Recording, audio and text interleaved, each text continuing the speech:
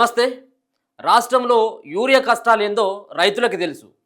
So ముఖ్యంగా ఎండిపోతున్నటువంటి పంట కావచ్చు, మాడిపోతున్నటువంటి మొక్కలు కావచ్చు, వీటన్నిటిని కూడా కాపాడుకోవడం కోసం రైతులు నానా ఇబ్బందులు పడతా ఉన్నారు, నానా అవస్థలు పడతా ఉన్నారు. ఉదయం లేదు, పగలు లేదు, రాత్రి లేదు. సో ఎప్పుడు పడితే అప్పుడు రైతులు క్యూ లైన్లో నిలబడి యూరియా కోసం వెయిట్ చేస్తున్నటువంటి పరిస్థితి కనబడతా ఉన్నది. ఎక్కడ చూసినా, ప్రతి సెంటర్ దగ్గర చూసినా, అది ఫర్టిలైజర్ షాపుల దగ్గర చూసినా, గవర్నమెంట్కి సంబంధించినటువంటి ఎరువుల దుకాణాల దగ్గర చూసినా మొత్తం అంతా కూడా బారులు తీరినటువంటి పరిస్థితి కనబడతా ఉన్నది. కిలోమీటర్ల మేర బారులు తీరిన్లు. ఎప్పుడైతే ఉదయం 10 గంటలకి షాపులు ఓపెన్ చేస్తారో అప్పటి నుంచి రైతులు పరిగెడతా ఉన్నారు. ఆ లైన్లో చెప్పులు పెట్టి మరో పక్కన లైన్లో పడుకొని లైన్లోనే చచ్చిపోయినటువంటి సంఘటనలు కూడా మనకు నిన్న మొన్న కనబడతా ఉన్నాయి. ఒక యూరియా బస్తాల కోసం నిన్న పర్వతగిరి దగ్గర ఒక రైతు పత్తి పంటను మొత్తం అంతా పీకేసిండు. ఇక యూరియా దొరుకుతలేదు, ఇది పత్తి ఎక్కడికి వచ్చినట్టుగా లేదని.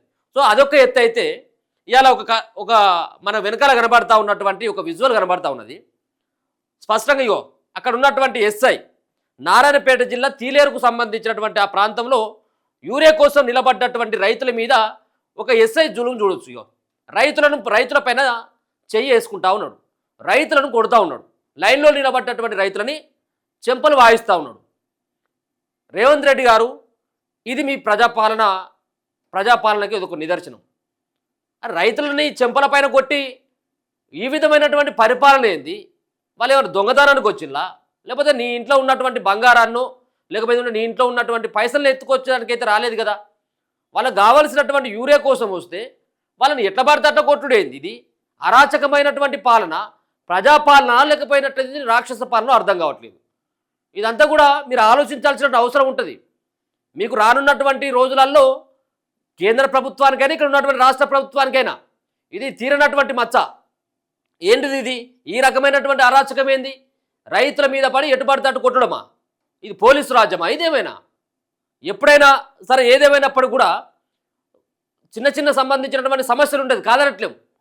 కానీ ఇప్పుడు దరిదాపుగా 15-20 రోజుల కానించి రైతులు ఏ విధమైనటువంటి తిప్పలు పడతా ఉన్నారో, ఏ విధమైనటువంటి ఇబ్బందులు పడతా ఉన్నారో సాక్షాత్తు మన కళ్ళ ముందర కనబడతా ఉన్నటువంటి దృశ్యాలు. స్వయంగా ఒక పక్కన కేంద్ర రాష్ట్ర ప్రభుత్వాలు ఒకరిపైన ఒకరు దుమ్మెత్తిపోసుకుంటా ఉన్నారు. దీనికి అంతా కూడా కారణం నువ్వంటే నువ్వా అని.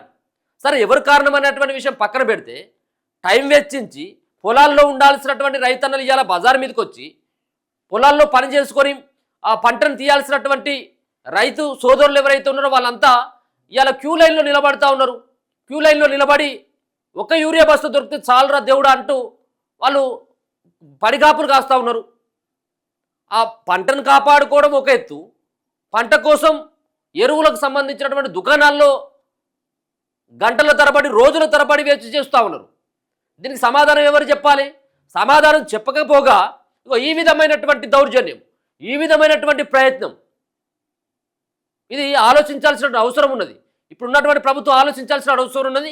దయచేసి ఎవరైతే వీడియో చూస్తూ ఉన్నారో వాళ్ళు మీరు కామెంట్ పెట్టేటువంటి ప్రయత్నం చేయాలి. ఈ ఎస్ఐ జులుమును మీరు ఏమంటారు?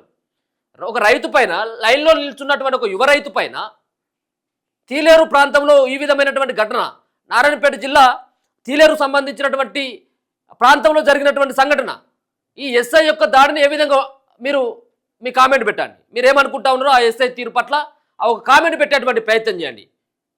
పోలీసులు అంతా కూడా గుమిగుడి, మీరు నిజంగా రైతులకు కనుక మీరు ఎరువులు ఇచ్చినట్టయితే ఈ విధమైనటువంటి లైన్లో నిలబడడానికి రైతులకేం పెద్ద సోకేం కాదు కదా. మీరు ఇయ్యడానికి చేత కాదు, మరో పక్కన వాటి కోసం పడిగాపులు కాస్తున్నటువంటి రైతన్నల మీదకే కొట్టేటువంటి ప్రయత్నం చేయండి. వాళ్ళు ఉగ్రవాదుల, తీవ్రవాదుల, మర్డర్ చేసిల్లా, మానభంగాలు ఎవరు చేసిల్లా?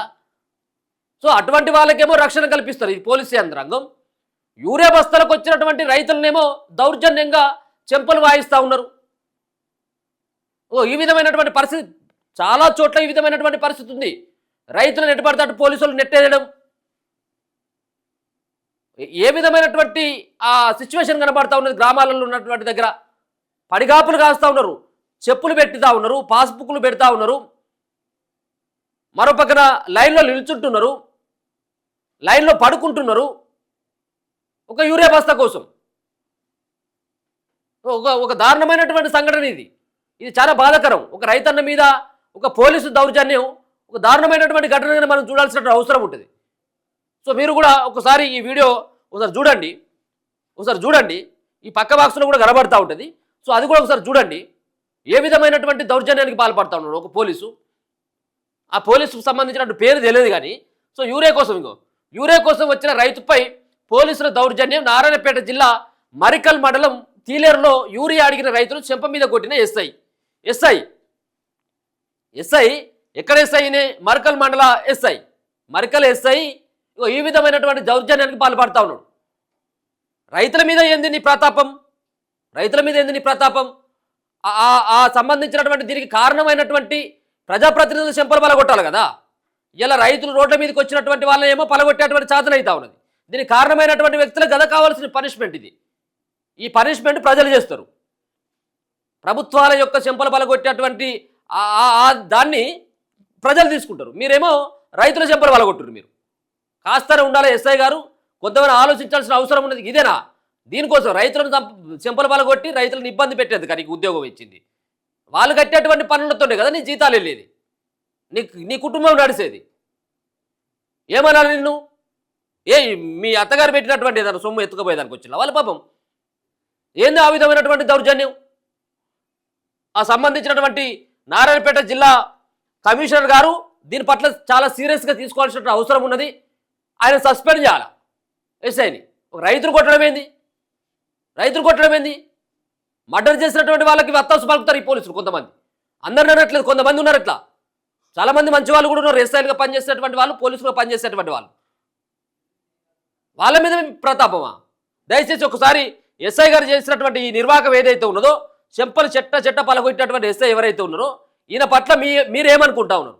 ఒక రైతుల పైన దాడి చేయడాన్ని ఒక పోలీసు, ఒక ఎస్ఐ స్టేజ్లో ఉన్నటువంటి వ్యక్తి ఈ విధమైనటువంటి దారుణానికి పాల్పడడం, ఈ విధంగా దండించడం పట్ల మీరేమనుకుంటారు? ఒకసారి కామెంట్ అయితే పెట్టేటువంటి ప్రయత్నం చేయండి.